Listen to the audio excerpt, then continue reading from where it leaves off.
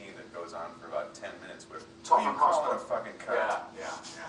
Oh, they're hilarious. We have not reached our cunt quota yet. Okay, go ahead. Sorry. I'm done with them. All other words for a while. I don't think I am. Let's see if you can prompt anything else. Well, I will, because we're going to talk about Clockwork Orange, and I feel like this is a scene from Apocalypse Now, because I can't get into this without talking about myself. My mother took me to see Clockwork Orange. Actually, both of them, but she took me to see... And you dressed up as me in Halloween, is that it? What must you think of me? We've known each other People for come a up to me, half hour. I actually dressed... I've never heard that before. You know, anyway, yeah, please. I was telling you, I was about 13 years old, and my mom took me to this thing, horribly inappropriate age. And, you know, this was the 70s. Of course, I'd never seen anything like it.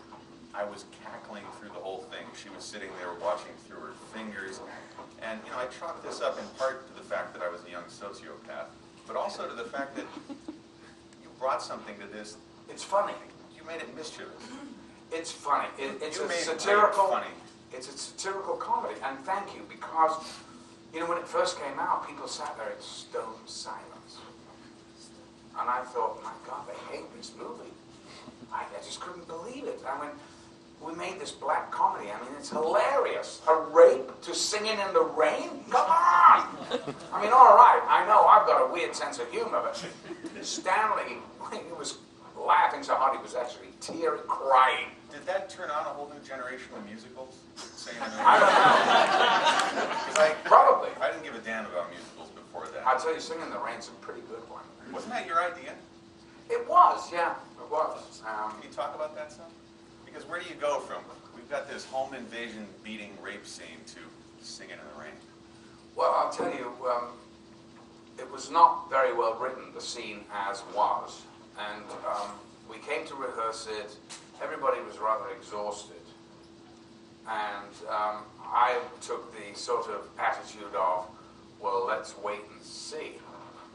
So I'm sort of just kind of sitting there, seeing what Stanley's going to do. He didn't really know what the hell to do.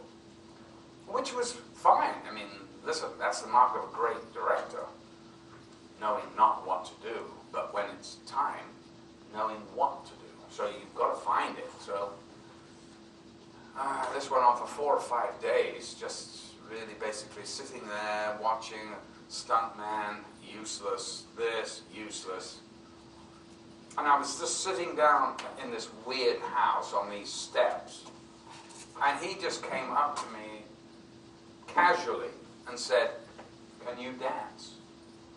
And by this time I was bored, and I was revitalized. I got my energy back.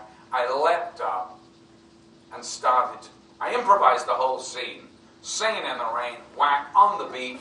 Stanley went nuts, pushed me into his car, drove to his house, bought the rights to the song, went back, and I kept going, what did I do? Anybody write this down? I forgot what I did, you know. But we took a week to shoot it, and it's absolutely the most major thing in the movie. It's really strange, and it's exactly the right tone.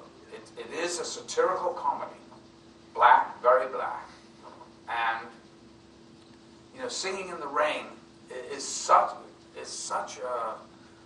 I mean, Hollywood gave us Singing in the Rain, Gene Kelly. You know, it's euphoria. Did he ever hear that you did that? Yeah, of course he did. What did he have to say about that? He didn't say. He looked at me and turned his back and walked away. No, and I went, you know what? I don't blame him. I don't blame him. So I took his moment and destroyed it, as far as he was concerned. I guess I can see that point of view.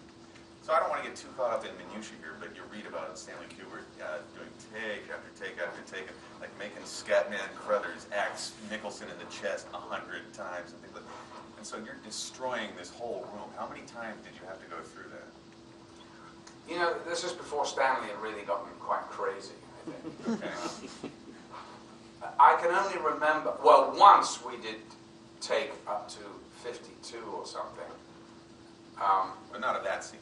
No, and this was a long tracking shot in a hospital corridor coming in, and very technical, and, you know, 25 of the takes were screwed up by the guys on the thing, or squeaks on the track, or whatever it was. And I remember saying to him when take 50 came up, I went, Stanley, hey, let's make it 1A. I don't want to hear take 50, please. I mean, it's so daunting. Just say take 1A. And he went, no. So, did the material, I mean, with the benefit of hindsight, everybody can see that it's a satire, but I'm sure at the time there were a lot of people who were just utterly horrified by the thing. And I was a really, really young kid when it came out. All right, don't rub it in. But I was living in LA at the time, and so it was kind of swirling all around me. I have these memories of stark horror. What were the reactions? Well, some people must have gotten it, some people didn't. But Roger Ebert's review was particularly harsh. yeah, and how right it turned out to be. Yeah. Another one he got right? Who cares about these critics? Really? Are you one? Oh, no. Good. Well, not anymore. Well, who cares? I mean, seriously, okay, they're there to sell newspapers, not really to...